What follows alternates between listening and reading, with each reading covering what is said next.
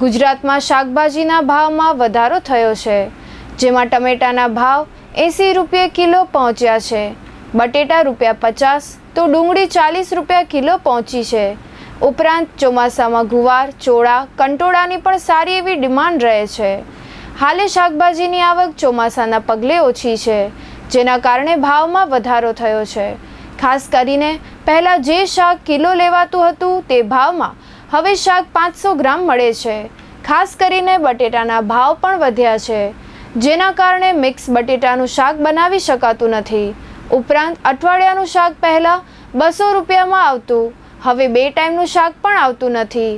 હાલે લોકલ ઉત્પાદન ન હોતા બહારથી શાકભાજી આવે છે, જેના કારણે ભાવ વધારો થયો હોવાનું વેપારીઓએ જણાવ્યું હતું। મારો શાકભાજીનો ધંધો છે। મારું નામ મોહમ્મદ અમીન છે। કંટોલા છે, ચોરા છે, એની ડિમાન્ડ હમણાં સારી છે। ચોરી જેવી વસ્તુ 200 રૂપિયા કિલો છે, કંટોલા 200 રૂપિયા કિલો છે, બાકી ટમેટા જે 80 રૂપિયા કિલો આવે છે।